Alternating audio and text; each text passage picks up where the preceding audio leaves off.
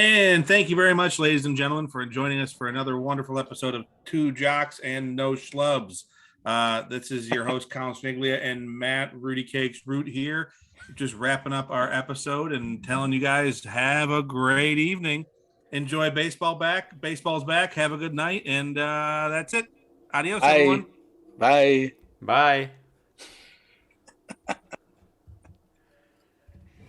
Jesus fucking fuck. I told what? It's Do you remember, Ethan, that it was 8:27. daylight savings? Did you get that right? Yeah, and I told you, I texted you, I said it was gonna be later because my family fed me dinner. 7:30, 8:15. and then 8 o'clock, then 8:15, and what time is it now, Colin? Yeah, well, it ended up taking a 8:28. little, it ended up taking a little bit longer, didn't it? So I'm happy to do the podcast on the weekend. Do you guys want to do the weekend? I mean, I'm sure the same exact thing would happen. Yes. No, they would not because I wouldn't be. Well, I was wouldn't at be the diner, and then I just got talking to the waitress, and then before I knew it, it wasn't 7:30 anymore. It was 8:30, and I had to finish my hash browns. And I mean, that would be really funny. I don't think it would happen, but it would be very amusing. did you get hash I browns know. over I that won't diner? say Great them. diner. I won't say We them did, on yeah. here. I won't say them on here because I don't want to embarrass you, Ethan. But I do know Matt has told me about recent excuses that you've had for showing up late on a weekend to an event that was pre-planned. So, Yes. Okay, but the one that you're thinking of, and the one Matt told you about, presumably, was an excellent reason, and I do not regret it or have any qualms about it. Now, I'm just saying, don't tell us that you wouldn't be late when those things can happen again. That's true. Okay, that sort of thing. Yeah. All right. Hey, You I know. excused him for that though, so okay. Yeah, And it didn't- I got an excuse. We also, so just for context here, we planned it assuming Ethan would be late because he was offering to go and just meet us downtown. I was like, no, we built this into our schedule. Very smart. See, Matt knows me well enough. Matt knows that if you're making plans with me, just build in some extra time cushion there. Ethan got there. I was just getting out of the shower. He got to awkwardly meet my other friend at the house. It's one of those, hey, I'm the guy that's coming. Yeah. You're the other random guy in my friend's house. Let's get to know each other. Yeah. So No, it went well. he's a super nice guy. Yeah, it was great. Nick's awesome. Yeah, Nick, it was great. shout out Nick Hilgeman if you're listening. Congrats on the new job. Hope it's going well. But Big yeah, news. sweet. He's a sweet dude, is what we would say. He's a sweet dude, Mitch. and he really liked you too. So, Oh, good. excuse me. Ooh, Oh, wow. excuse me. That came Add out that of to nowhere. add that to the soundboard. That came out of nowhere. Wow. Guys, I think the excitement has been building up for a couple of weeks now. Mm. And It's all exploding. can I just say something? Okay, like the biggest news of the week happened. Tom Brady. Yeah, right. Tom And- Brady. He could and I- only and I- handle I like wanna 3 say- weeks of his family. Yes. And I want to say that I'm tired of these great athletes doing this. Brett Favre, Michael Jordan, Roger Clemens. They stranglehold their teams so that they can't move forward. And then it always ends bad. Roger Clemens, it ended bad. Brett Favre, it ended bad. Michael Jordan, it ended really Yeah, bad. but Brady was still amazing last year. But now he's coming back. And I just want to say, I'm really just joking. I don't really give a shit. Of course. But I was going to top off my bit by saying A-Rod could have come back. He was only 4 home runs away from 700. Clearly, there were teams that wanted to just have him to do it to sell tickets, and he didn't come back. So I agree with that. I kind of wish he had. I think it would have been really cool, but I think that you and I are in the minority on that. I think that A-Rod is maybe the most despised, other than Barry Bonds. He might be the most despised player. What do you mean was? He still is. He's still despised. Who's taking that mantle now? His reputation has enhanced incredibly. It's better. I'll just send you the 20-minute baseball bits video to remind you of how terrible a teammate he's been. Who, A-Rod? Oh, yeah. Yeah, that was when he played. I'm talking about now, his baseball Yeah, reputation. he's What got- was, got what some was more so rehab bad work. about him as a teammate? What was so bad about him? What is this video? You got to invest 20 minutes of your time. It's called baseball bits. It's why everyone hates A-Rod. Okay. All right. I'll have to watch it because I am curious. Okay, so we start with that hot news. I also want to ask you guys something really interesting. So I started watching Winning Matt. Time on HBO. Winning Time on HBO. What was Matt doing? I wasn't looking. I had There's some this- splits in my Schmutz, yeah. He had Schmutz. some beer in his Yeah. beard. Yeah, beer in his beard. Very good, very good. Anyway, yeah, so I started watching Winning Time on HBO. It's an adaptation of a book on the Showtime Lakers from the 1980s. One thing I think I knew, but I'm just realizing, especially because we talk about billionaires and money and all this stuff all the time.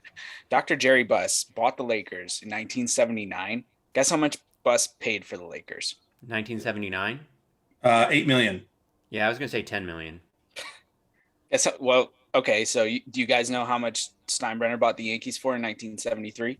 Either 8 or 10 million. Yeah, wasn't it like 10 million? Roughly 10 million. Yeah, that's why I said 8 million or 10. Yeah. Yeah. I mean, the New York fucking Yankees in Major League Baseball, well-established industry. Although they were shitty. They had been shitty for a few years. Yes, but still. And then you think about the context of 1979 NBA, a struggling industry, not the NBA that we know today. And the Lakers had their history, but they're not the Yankees. $69.5 million. Really? 69.5 million. I don't understand it at all. How could Holy the Lakers shit. be bought for that much more money than the Yankees? 7 times the Yankees. Wow. Well, I think that we'd have to go and look it up and see the actual data, but it must be that the NBA was doing better than we think it was doing. Mm-mm. I mean, how else are the Lakers getting valued at 79 million? So the Yankees were undervalued, right? I mean, CBS was trying to dump them. I think so, yeah. But I still wouldn't have thought that 70 million for the Lakers. Like, holy cow. And it's only six years later, right? 73 to 79 we're talking about? Yeah. It's crazy. I mean, what inflation was that going on in the 70s, right? You know, maybe that was it. Maybe. That's a lot of that is inflation. wild, though. What are they worth now is what I want to know. What are the Lakers worth now? I don't know that. I'm going to look it up real quick because they got to be top 5 with the Yankees. Yeah, they got to be like 2 or 3 billion. Yeah, yeah, exactly. Ballmer bought the Clippers for $2 billion, right? So Lakers got to be 3 or 4 then. 5.5 billion. Yeah, what are the Yanks, like 10? Yeah, I think they might be 8. I think they're 8. They are. Actually, they were 5.25 in 2021. The Lakers are worth more. Wow. Holy I mean, fuck. that makes sense. That makes sense today, knowing what the NBA is and the history that the Lakers now have built. You know, over the course of how many years it's been since 1979, 43 years or whatever. But yeah, a team that's imploding right now because. Okay, here you go. Yeah. I got your top 5 from Forbes as of 2021. Number 1, Dallas Cowboys. America's team. America. Yeah, America's team. At 5.7 billion. And so it looks like the Lakers must have just gotten up to that 5.5 because as of this article, they were not there. They were a little bit underneath. Yankees at 5.25. The Knicks, 5 billion. NBA. That's crazy. That's crazy, but they haven't been good in ages, have they? I mean, they've been okay, but when was the last time they made it to the finals? I guess 1999. Yeah. I think remember arena and TV deal also factors in. Yeah. Right, sure. And then value of the media market. So I just did most valuable sports franchises in general, and this is for the world. Barcelona and Real Madrid are both just above 4.7 billion, at least as of last year. And then, so that's the top 5 as of the writing of this article. And the Lakers and the Warriors, Golden State Warriors, would be the next 2 just after that. But now, obviously, we know the Lakers would be in there, I think, because they're at 5.5. But how about that? Fascinating. Really interesting that Barca's on that list, though, because I'm pretty sure they're in massive, massive debt. Barcelona? Yeah. Oh, is that right? Like incredible amounts of debt. Let's see, FC Barcelona debt. Yeah, that's them. When it's the number one, they're 1.35 billion euros in debt. Holy shit. Yeah. That's crazy. Okay. But also, I mean those are the mint teams of Europe, so they'll print their own money. They'll be back. Yeah, right, exactly. Yeah. Man, super interesting. Okay. Yeah. All right. Well, those are my random things. Now we can talk about the real news. Yeah, we Major League Baseball's back. Thank fucking Christ.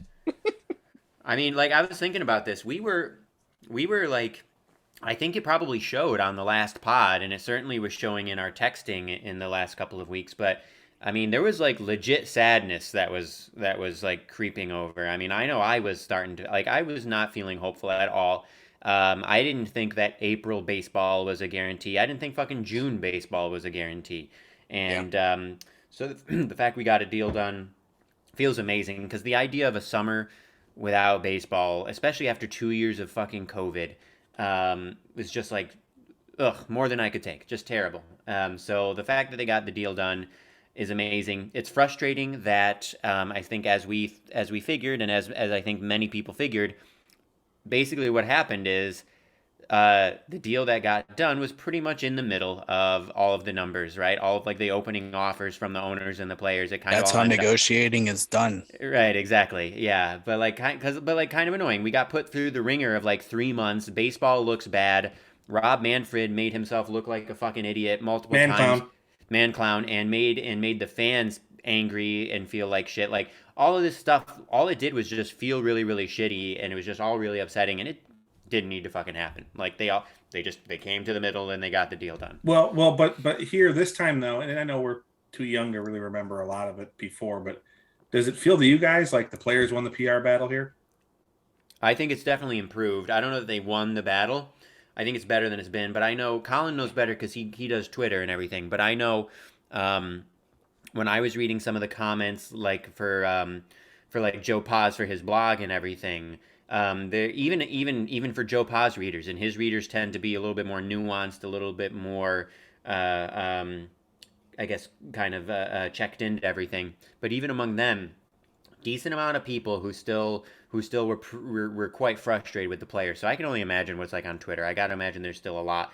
But my sense is that the narrative has at least shifted a little bit better compared to what it would have been in the 90s. I think there are probably fewer people who are like these spoiled players, blah blah blah blah blah. They're still out there, but my sense is that it's less, and that there are more people now who are willing to be like, the owners are. If we have to pick a side, we're not going to pick the owner's side.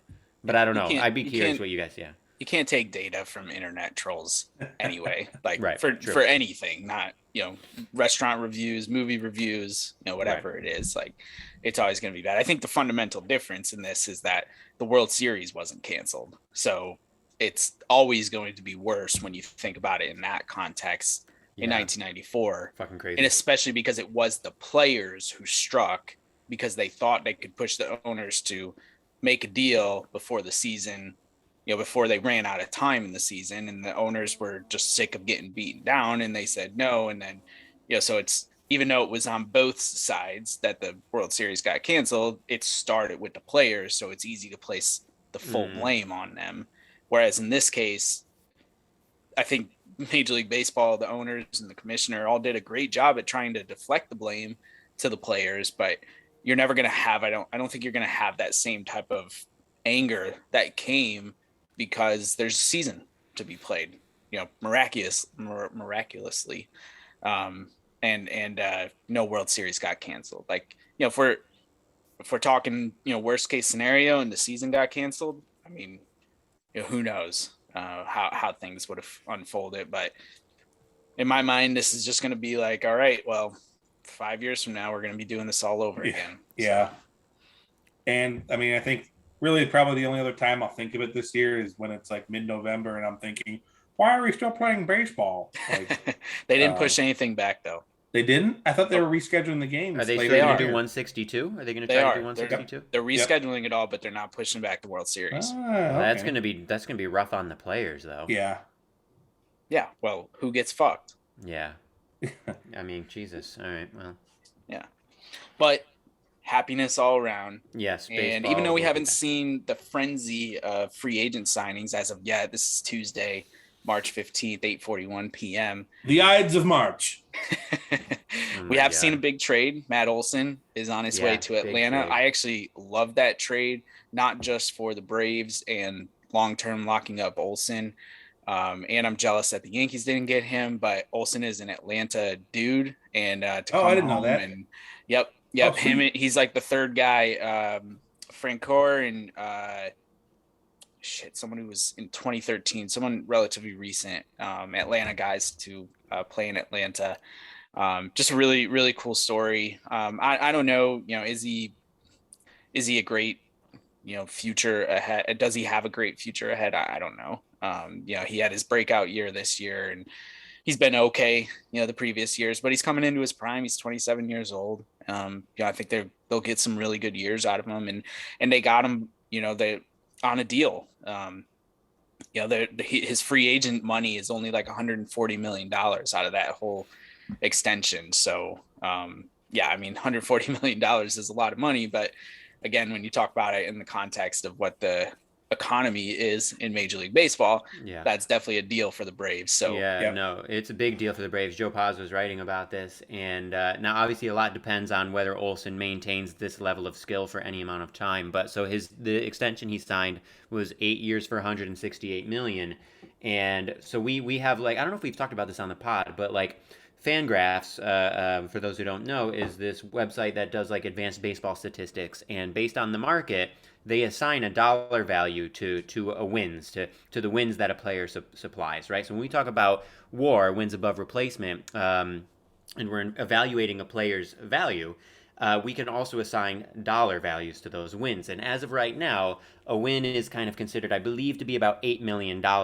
Matt Olson was worth like $40 million last year in terms of his wins above replacement, in terms of his win value. Do you know what he got paid? Not close to that. Yeah, not close to that. I can't remember. Was it 18 million? That sounds like that's too much. Were the A's paying that much? That sounds like a lot. Yeah, that sounds like too much for the A's to pay. Maybe that's what his annual value is on this new contract with the Braves. If you average it out. Let me hold on. So what was it? I gotcha. He made $5 million last year. Yeah. And he was worth 40 by wins, right? So here's the thing, and this is what a big thing was with the whole negotiations. That when we talked about this, right, is you have these players who are not eligible for free agency, and they are playing the best years of their career, where they are worth $40-50 million. Or think about the case of somebody like Mike Trout, who's putting up years with 9 or 10 WAR. He's literally worth $70-80 million in those seasons, right? And nobody gets paid anywhere close to that. And so I don't know. I think it's definitely, it seems on paper like it should be a really good deal for the Braves, unless Olson turns out to have been like a 1-year wonder, like he had one great year and then he sucks after this. If that happens, then Olson got himself a great deal and the Braves are fucked. But if Olson is like really good for a few years, then the Braves got themselves a steal, I think. I mean, as a 25-year-old, he had 4.8 B-WAR, and then last year 5.8. So yeah. So that's a good trajectory. Yeah, so ideally, if he's worth 5, 6, 7 for the next few years, that's a great deal for the Braves. And that 4.8 was only over 127 games. So, so he's good. He's good. And like Kyle said, he's just coming into his prime now. So you should ideally, I would think you'd be expecting for 6, 7, 8 type years, 6, 7, 8 WAR for the next couple of years. Let's just all breathe a sigh of relief that he's in the NL. Yeah.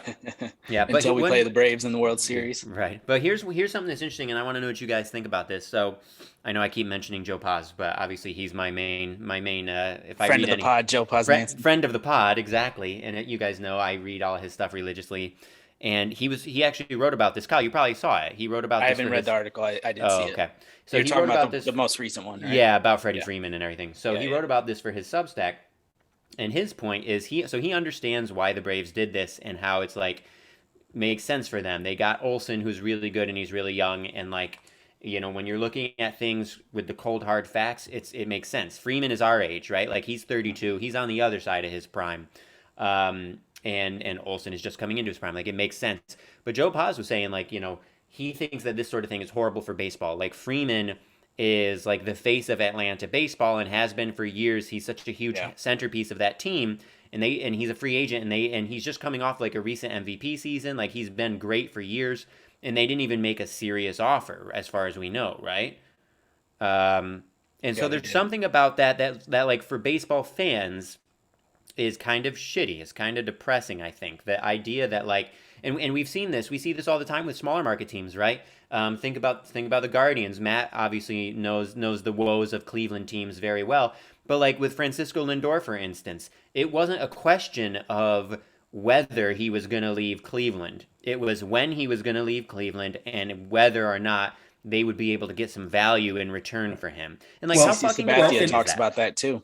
Does well, he? what makes Yeah. it to me, Yep. and I gotta interject, what makes it even more depressing is that Freeman for like 3 straight years talked about how he wanted to stay in the city, about how he loved the team and he loved the city and he wanted to stay, and they still were like, well, Nope. you're an asset. We're gonna You're move you 32. Yeah, you're 32. We're not gonna shell out the money that you want because it doesn't make sense because you're not gonna be as good over the course of the next 10 years. So nope, see ya.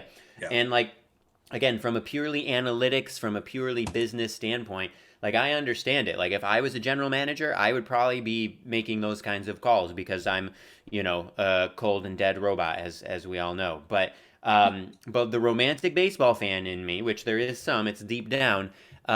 It's fucking sad, man. And it's like, when you think about this, you think about Lindor, you think about any of these like big time players in small markets, and just a matter of when they go, not if. Like, how can you maintain good fandom in a city like that? I don't know. I think that's the dark side of this. To be clear, that is a problem, and that is even something that the Yankees have stopped doing as regularly. Yeah. They, back in the Steinbrenner heyday, say what you want about it, Robbie Cano doesn't go anywhere. Right. True. I was going to say Cano. Exactly. And they maybe good that he did though. Oh yeah, no, it probably was. Like in terms of pure baseball, it probably was the right decision. But he was an outstanding player. Had come up, spent, Anyways, Kyle, continue. Yeah. But this is not unique to just Major League Baseball. It happens less frequently the way the NFL set up because there's the national revenue, but this happens all the time in the NBA. I mean, people bitch and moan that the Lakers sign all these great players, and it's a little bit different now too with their national revenue. But I mean, there's a reason that Shaq left Orlando. Like they didn't want to make the investment into him. They didn't want to make the investment into Penny. They didn't want to make an investment into the team. And he was like, all right, well, I'm out. And like, it's the same thing. Like, how are you supposed to like get super invested? And like, I don't like to like crap on quote unquote small market teams that still make millions and close to billions of dollars. Yeah. You like to crap on the Rays. Yeah, I fucking hate the Rays. Fuck them. But like, I could totally. I mean, it is so cool. Like when you see, like when Oklahoma State or OKC got really good in the NBA, and their fans were like so invested, and it was so loud in that arena and everything. But you knew like eventually that was going to wear off, and like they weren't going to be as good and everything. Like that. Well, like that's the Bills now. Like, I mean, 50,000 seat New Era Stadium or whatever it's called now. Like, this is awesome. It's awesome to see for that city. I don't know how long it'll last. I don't know how long they're going to invest in it, but yeah, it's really because like, I mean, if I had been down here in Charlotte, maybe 3-4 years earlier, right around the time when they made their Super Bowl run, I'm sure the tickets to games would have been expensive. I'm sure the stadium would have sold out. I've been to multiple games, probably every game except the Giants game that I went to, and it was mostly Giants fans, not even close to being sold out, that stadium. And like, you talk about football only having 8 home games a year, and you can't sell out 8 home games. Like, I mean, not everyone can own a football team that sells out and has an 80-year-long season ticket list, but I mean, Oh my God. I guess I get what you guys are saying. Okay, sorry, that's like my one mention for the quarter. But yeah, I mean, it's the same in Cleveland too, where you look around and you just see, they're very clearly not sold out, and it's all fans, and it's unfortunate. It's just, but it like makes you wonder, these owners who are so money hungry, like, I just don't get where that disconnect comes from. It's like that you're not, like, you don't want to. This is there's a really great book. It's the Netflix book. I can't remember what the title is, but the woman Patty McCord, who used to be the former VP of people operations at Netflix, and there's a whole section about negotiating in the book, and she talks about how she convinced all the higher ups at Netflix that they shouldn't haggle over like $5,000. if somebody wanted, $5,000, $10,000, even like $20,000 more than what they wanted to offer, because they were like, if you can prove that the revenue that they are going to bring in is going to be 5 times that number, who the fuck cares at the end of the day?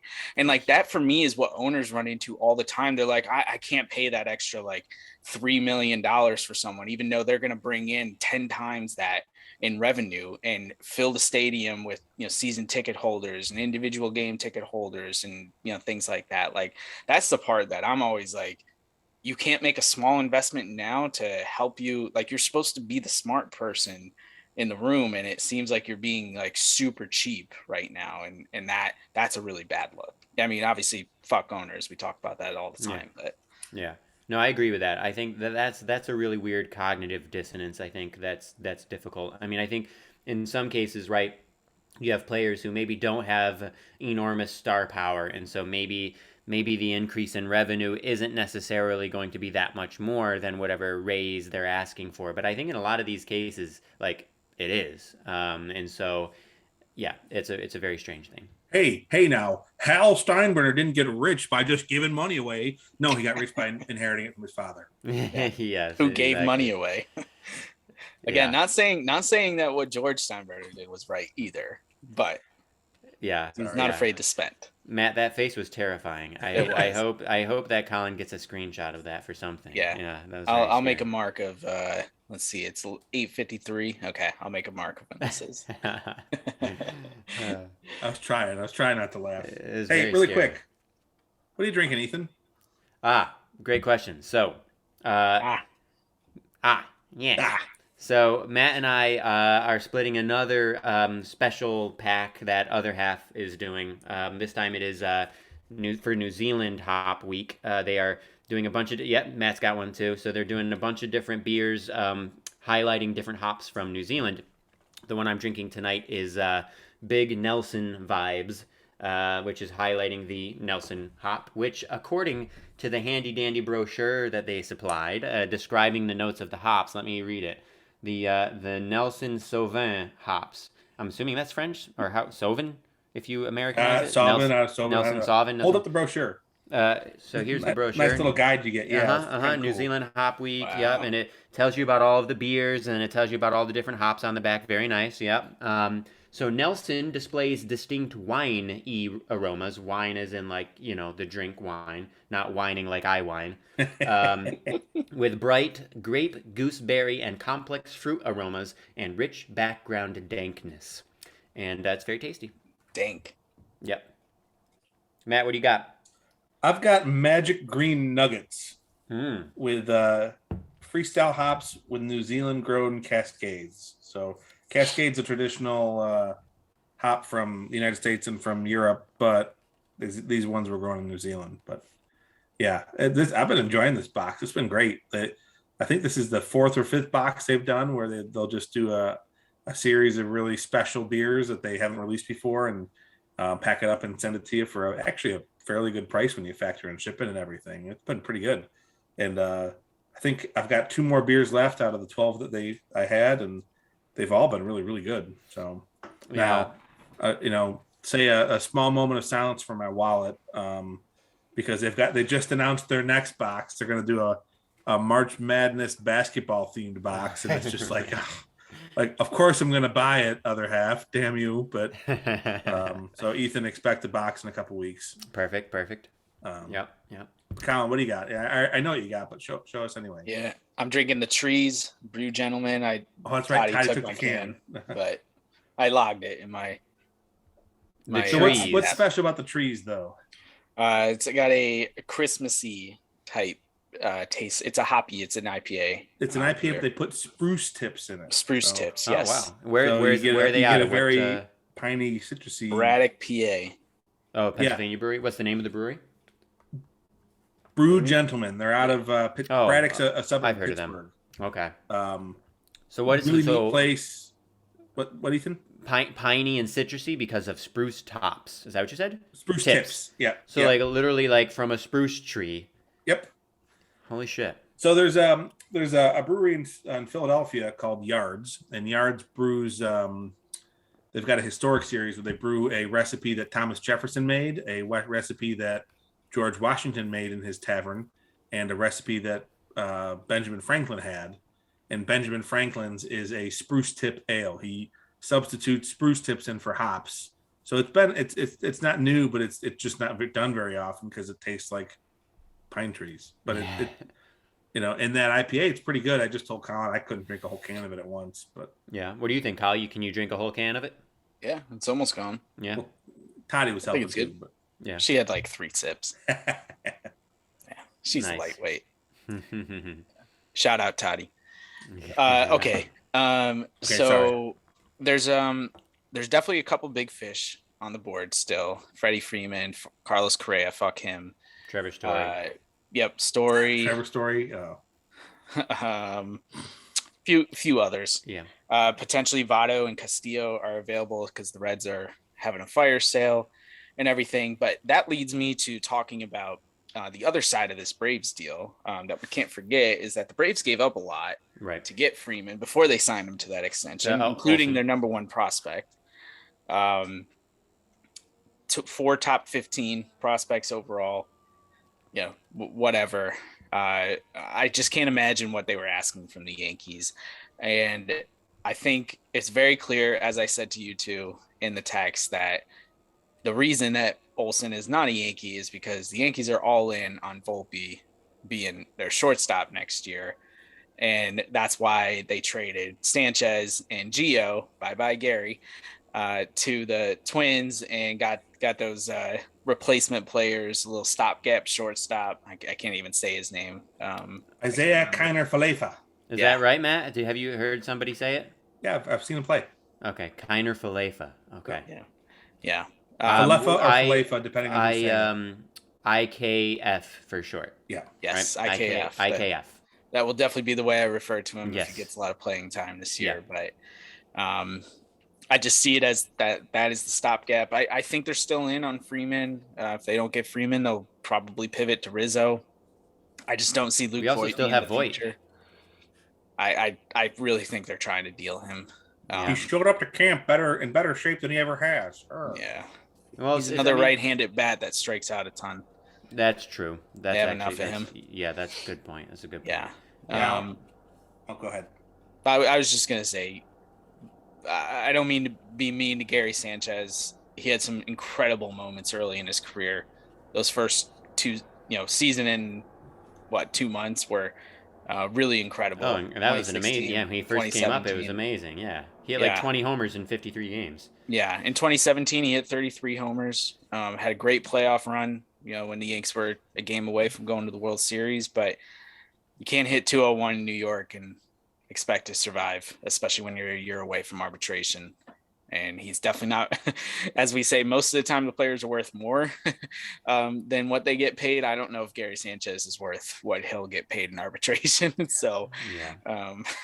I mean, take that for what it's worth. But think about it, though. The Twins still have a lineup that mashes, even if they don't have Donaldson and Cruz in there. They have no pitching. They don't have any pitching. I'm just saying that they can afford to stick him in a DH spot and just say, swing to hit it, from Minneapolis into St. Paul. Just do that every time. It's true. But also he might, it might be that going from somewhere like New York where he was this hyped prospect and there was all this pressure to fucking Minnesota. Maybe that change of scenery and that, can you imagine the difference in expectation and pressure? I mean, it's got to be like a whole other universe. It could be that for him that he's able to actually play well under in that situation. I kind of hope he does. I want to see him do well, but it might be like a Sonny Gray thing, Sonny Gray. Mentioned Sonny Gray. Yeah, he came and he was he wasn't garbage necessarily for us, but he was not nearly what he was in the rest of his career. The Javier Vasquez syndrome, right? But then Gray left, right? Who did he go to next? The Reds? Cincinnati. Yeah, and he's been very good. He the same pitcher he's been his whole career, except for the year he was with the Yankees, the year plus, whatever. So I kind of hope for Gary's sake that he's able to, he's only 28. Ideally, this is his prime, which is really sad because he was so horrible in 2020 and 2021. But I don't know. For his sake, I hope he turns it around and does okay. not even thinking expectations and pressure differences, just city differences. Like, Yeah. hey, we're Minnesota or Minneapolis. Like, we're the home to Target and a big mall, and like it's cold, but it's not too bad. Have a beer, and then like New York City, fuck you, like Yeah. go away, like Yeah. So yeah, just a different world, exactly. yeah. So But I really, hope it does well. I was gonna say the really scary thing about all of this though is that we may be looking at the same thing a year or two from now with Gleyber Torres. Yeah. And who knows if they're going to end up signing Judge to an extension. And who knows even if that's even a good idea, given what his age is. You know, what's he, 30, 29, 30, you know, at this point? Yeah. It's just a very precarious time right now for the Yankees. And Yeah. I know for the most part they will always be competitive. I just wonder, like, did they get better from this trade? That is a real question for me. Will they get better if they get Freeman or if they get Rizzo again? Significantly better? I don't know. Judge is 29, first of all. Second of all, we absolutely got way better from this trade. Matt, from a war sorry, you perspective, go they're ahead. way better. Yeah. Yeah, the war. Yeah. Now, what I don't think is getting a lot of press though is that, from what I've read, the catching situation looks like it's going to be Rortvert and Rortvate. I don't know how to say his name yet. Yeah. And Higashioka moving forward. Platooning. That's going to be the bad. Yeah, like, we got enough bats. We got enough bats. If they can be really good defensively, it's fine. I mean, I can't imagine the two of them together can be any worse than Gary was this year. Yeah, no way. Yeah, no this way. past year. Remember 2 years ago, Higgy had like that 11-game stretch where he couldn't miss the ball. Maybe that happens a couple times. Yeah. But my worry is that he's shown in regular playing time to not be a reliable play person level. At the plate. He's reliable behind the plate, just not at the plate. Well, I think what they're hoping is that just by improving all the other areas, they're not gonna have a need for a power hitting catcher anymore. Yeah. It's a net improvement if he can just be solid defensively. Yeah. If he can be replacement level, because that's essentially what Gary was the last couple of years. So if a guy can do that, then okay. Look at pictures of that catcher. He's freaking jacked. Oh, I know. He's insanely jacked. I thought it was a joke at first, but it's real. Yeah, fucking crazy. What's his name? Ben Rort something? Rortvate? I don't know how to say it. Rortvet, it looks like. Rortvedt. My guess would be like Rortvet. Or maybe that first T is silent and it's like Rorvet. Anyways. But yeah, I mean, Ethan, just think back to the game that we saw in Baltimore that they lost, the Avett brothers game. Mm-hmm. Because of just like three, and not totally because of it, but in large part due to three lazy, terrible pass balls. Yeah, that's the thing. I was talking to my dad about this last night, talking to my dad on the phone, and of course... Hi, Jim.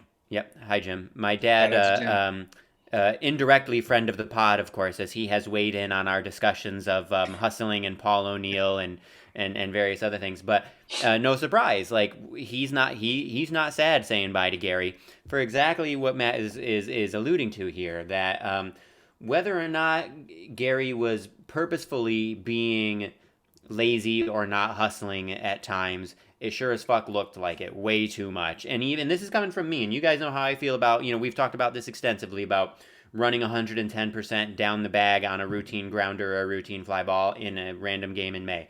I don't care so much about that. But watching Gary play, you can't help but notice that he did seem like just really checked out a lot of the time, or like he just, even for me, like just not nearly enough hustle, and like especially behind the plate, like what Matt's talking about.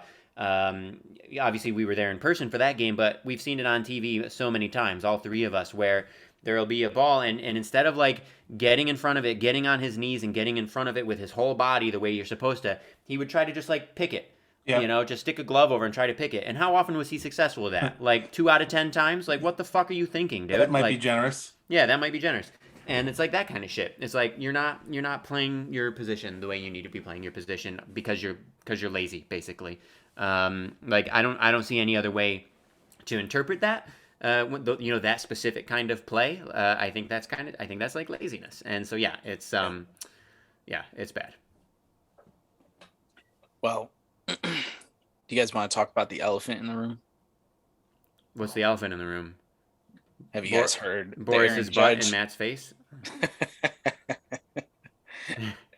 Wow, What's that the... is up in there. Yeah, this is what cats do. There's a great comic about this from the Oatmeal is this great online comic, and he has a ton of cat cartoons, and he has one about that. But cats love doing that. They love sticking their ass in your face. Anyways, Colin, what's the elephant in the room? You're wearing a judge hat, so you got to be the one to lead into this. Oh yeah. Here, I'll read I have no idea what we're talking about. What is I'll this? I'll read you Aaron Judge's quote today, and you can decipher from there.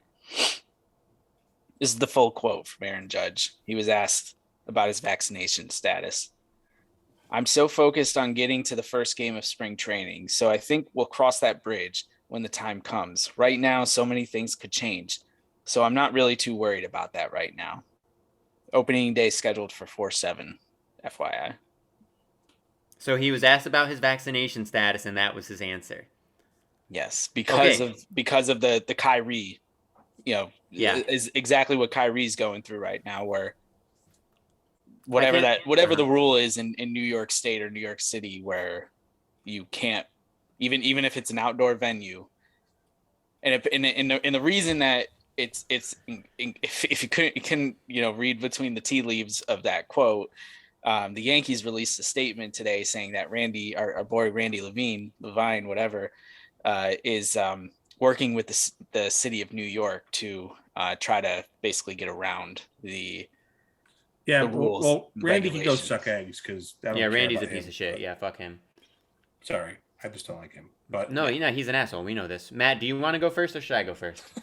I mean, a non-answer there is an answer, right? If he's vaccinated, it's pretty easy to say. Yeah, no, he's obviously not vaccinated, and obviously is not into the idea of it. That's the only reason to give a fucking bullshit, vague non-answer like that. Why do you want me to go first, huh? Is it some Aaron Rodgers type slight, huh? No, actually it wasn't, but now that you say that, that's hilarious. Apparently star athletes named Aaron are fucking idiots? I don't know. So wait, Ethan, before you get on your full rant, the one thing I was thinking about this, and the reason I wore the hat, obviously I've liked Judge, and I'm hopeful that whatever the decision he needs to make to truly be committed to the team, if he says all these things he says about being a team player and a leader and blah blah blah, all that crap, the one thing he is not doing is spreading misinformation about vaccinations. So yeah. Bert. Yeah, I wish Aaron Rodgers would just pack up his alternate reality podcasting experience and just get out of here, but whatever. Apparently he's got a book club too that's pretty good, so maybe he should just focus on that instead. I don't know. Hilarious. But I don't know. I don't want to think that he's a professional athlete and knows his body well, but just think of it substitute instead of vaccine, like just anything else that's normal. I don't know. Seatbelt, like toothpaste, one doctor I read on the internet said the science on toothpaste isn't out there yet. So I don't know. I heard there's seaweed in toothpaste, which there is. So I don't know if I want to be putting seaweed on my teeth. Like, come on, dude. It's not like I'm asking you to test a bioweapon on yourself or something. It's just like an immunization. Yeah. Wow. And this is the problem with him not giving an answer is we don't know. He could just be fucking with us. Yeah. And frankly, we don't have too much of a right to speculate, but I'm going to speculate anyway. Yeah. But that's the problem with at least with Rodgers and some of these other people who are very vocal about everything. They say stupid shit and then you can throw it back in their faces and everything. Judge just doesn't say anything. So here's a better a better example, and maybe this is true for these guys because they are hyper athletes who control a lot, but I don't know everything that's in that COVID vaccine, so I'm not going to put it in my body. Yeah, well, do you fucking know everything that's in pepperoni? No, you don't, and you eat it anyway. So get the fuck out of here. Pepperoni's delicious, and vaccines are good for your body. Get the fuck out of here. Sorry. Pepperoni was is either pepperoni or hot dogs. I'm assuming is Aaron. this really That's a is great this really your example. first time hearing about this, Ethan? This is my first time hearing about it. I like out teaching today, and yeah, ESPN has not been sending me notifications, even though I like turned on MLB ones, and so yeah, I haven't like seen any of this shit. So I had no idea. I'm not surprised. Aaron Judge is well known to be a devout Christian, and anybody who is devoutly religious in the 21st century, I already don't respect your intellect or your critical thinking and reasoning faculties. So I'm not surprised. If you believe that there's some humanoid type person up in the sky that's like paying attention to the world and looking out for all of the humans, I'm sorry, but your brain isn't functioning at its highest level, and so the idea that somebody who is devoutly religious would then extend that to vaccines, is not surprising. Now, I should say this: everybody knows how I feel about religion. I will say this though: there are lots of non-religious people who also get like anti-vax. You have this. It's really upsetting for me. There's this whole. I can rant about this another time, but the brief explanation is that there is a large component, not large, but there's a decent amount of people out there who are not religious who are like. They're just as bad as people like religious right-wing nut jobs in terms of some of the shit they believe. These are the type of people who believe in like homeopathy and like crystals and horoscopes and shit like this. So it's not like religious people have the market cornered on believing stupid bullshit. So I don't want to say that it's only religious people. In any case, all of this to say, I'm not surprised. I'm disappointed, but I'm not surprised. I like Judge fine. It'd be one thing if it was like Don Mattingly, who, somebody who's like my favorite of all time, and who knows, maybe he's an anti-vaxxer too. And if that comes out, I'll be much more upset. But like in Judge's case, I'm just not that surprised. I think it's disappointing. I think it's selfish. I think it's dumb. But it is what it is. And at this point, I just want baseball to be back. And it sucks and it's annoying, but I'm not gonna like lose my mind over it, I guess. Interesting. Yeah. Were you expecting way more anger and a much longer rant? Yes. I guess I got it all out of my system when we talked about Kyrie, and I guess all of that applies to this. And it's like, I guess it sucks because it is a player we love, and it's a Yankee, and it's like the face of the current Yankees and everything. But I'm just not surprised because, again, I already knew that he was like very religious, and yeah. Matt. To all of our listeners who may believe in crystals out there, I'm sure Ethan believes in dumb shit too. I really don't. He believes in the power of music. I just don't know about that. Like. He believes in the one true note, the B flat, the greatest of the greatest notes. That's true. Yes, that's true. I'm an evangelist for B flats. Is that really? Is that a good note? They're all the same. We use equal temperament. I'm going to give you guys a brief music history lesson right now. I'm sure that the pod listeners have been fucking itching for this this music content. Let me tell you all about equal temperament versus just temperament. So, this is about how we derive the music notes that we use and that we play. Now, we, for centuries now, have been using what's called equal temperament. What this means is that when you divide the octave into 12 pitches, the chromatic scale, which is all of the 12 notes that you can use, okay? If you go on the piano and you play all the white and black keys, and you do 12 of them from like a white key to the next corresponding white key, that's the chromatic scale. It's 12 notes. They are all divided equally. This is called equal temperament. So every half step, which is one pitch to the closest next pitch, every half step is exactly the same. So there is no difference, right? Like if you have perfect pitch, yes, you can tell. You can listen to a B flat and you know it's a B flat. You can listen to a G and you know it's a G, whatever. But when you're like listening to music and you're playing a scale, you're playing in different keys, you're playing a B flat scale, then you're playing an F scale, then you're playing a D scale. If you do it in isolation, it all sounds the same because all of the notes are equally divided. Now, a few hundred years ago, there was this thing called just temperament where that was not the case. And so you would have notes that actually would have specific characteristics and specific keys and chords that, depending on the notes and the distance between the notes, would actually have a specific sound. It was the same notes, but they were not divided evenly, and so there were subtle differences. So there you go. And if anybody's curious, you can go down the rabbit hole on the internet reading about just temperament versus equal temperament. But yeah, the notes, they're all the same. So that that your description of scales and isolation sound the same is almost like our discussion of taste and the theory of relativity. So I think you should go into depth with that one in the future too. Remind me, we talked about taste and relativity together. Yeah, and you guys dumped all over me, so we won't revisit that one. Oh, okay. I still think I'm correct. Okay, hilarious.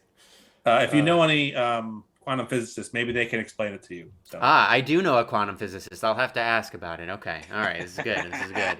And actually, now I'm starting to remember that conversation about taste and general relativity. We'll have to talk about it off the air yeah. to refresh me because I'm curious. But yeah. I couldn't help myself once you said that. Is B flat is B flat a really good note? They're all note, yeah. No, they're all the same. In equal temperament, they're all the same. No, but you play like your standard trumpet's an F trumpet or a B flat trumpet? B flat trumpet. Okay, that's what I'm thinking of. Yeah. But lots of instruments are in C. They're in what we call concert pitch, which I won't go into the weeds on all of this. We'll save that for our listeners. We'll save that for another time. We're thrilled by this conversation. They're thrilled. We're gonna, you know what? Hey, everybody out there, I know you're fucking thrilled. I'm gonna do a whole bonus series. Okay, there's gonna be a bonus series of solo episodes by Ethan, and I'm just gonna talk about all of the music stuff you've been wanting me to talk about. Equal temperament versus just temperament, different time signatures and different meters and how they work. Different harmonies, atonality versus tonality, everything you want. It's coming. We'll call it schlub sounds. Schlub sounds. That's really good. I like that. Oh my gosh. All right. What else we got in all seriousness? Did we address the baseball stuff sufficiently? Colin, you didn't really give your opinion on the Judge thing. You related the news, but you didn't really give your opinion. I thought I did. Not really. I don't think so. Did he, Matt?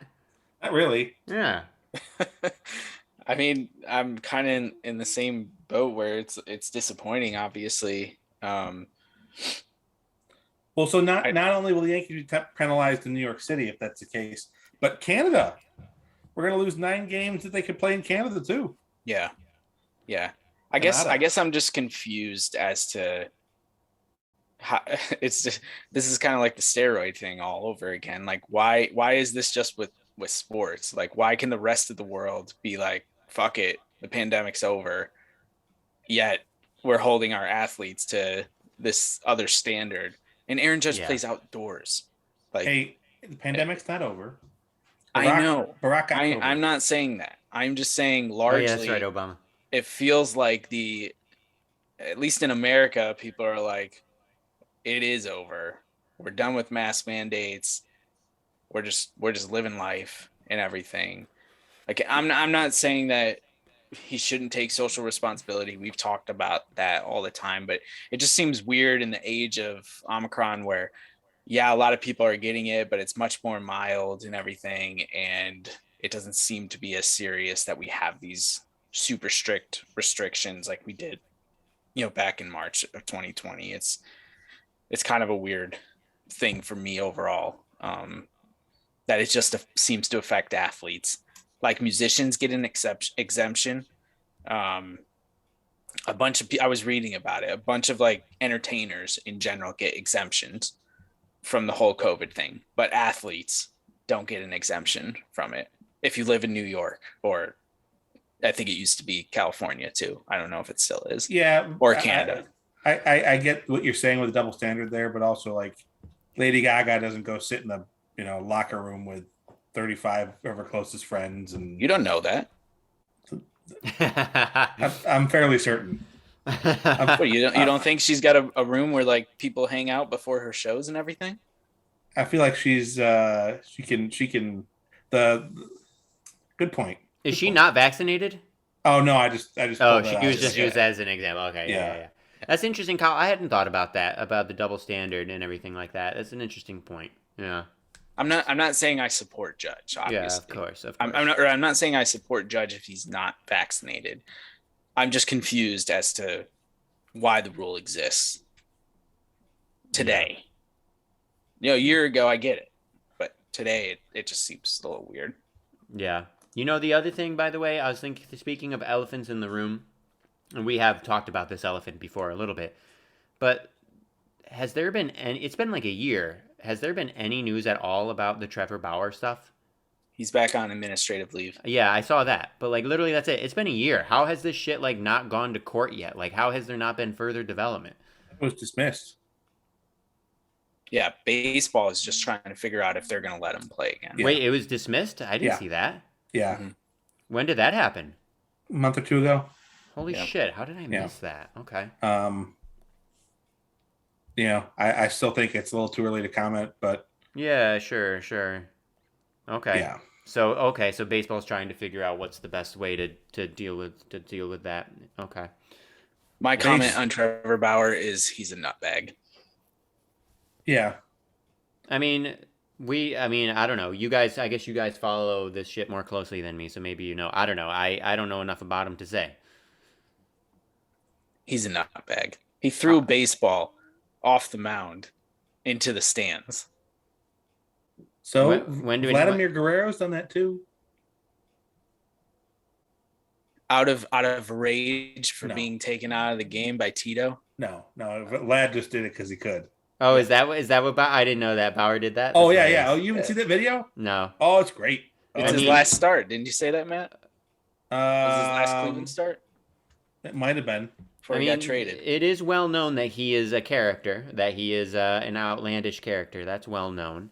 But I also like I don't know. I appreciate a provocateur.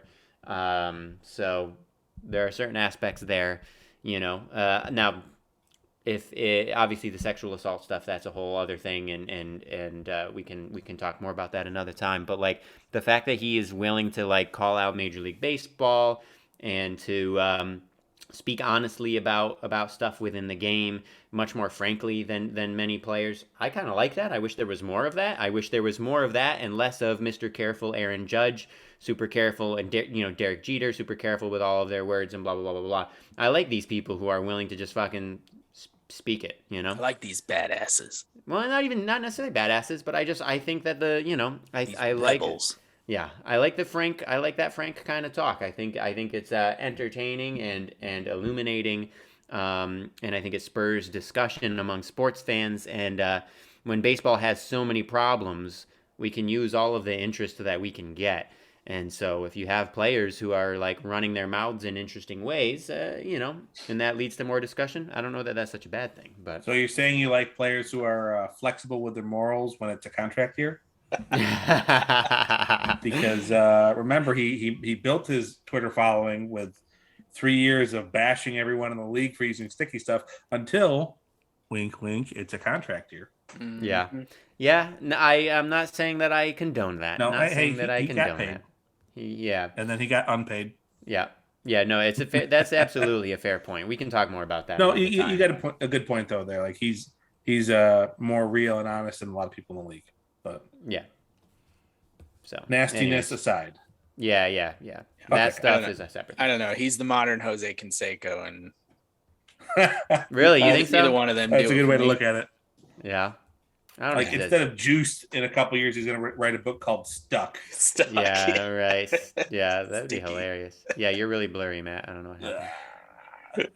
Anyways, what else do we got to talk? We talked about the trade. We didn't talk about it in detail, but that's fine. Talked about the trade. Baseball's back. That's the biggest thing. I don't know. I think we've been rambling a do long it? time. Yeah, did we cover it? We got done what we needed to get done. Yeah, we don't talk college basketball. So I mean, you guys are welcome to. I'll listen and chill. Yeah. That's fine. Tom Brady college took care of basketball that. is lame. Tom Brady took care of that. Yes, Tom Brady. Fucking we're back, Tom boys. Brady. We're back. We're back. We did it. We did Good it. job. Good job, everybody. Mazel tov. Say bye-bye. Adios.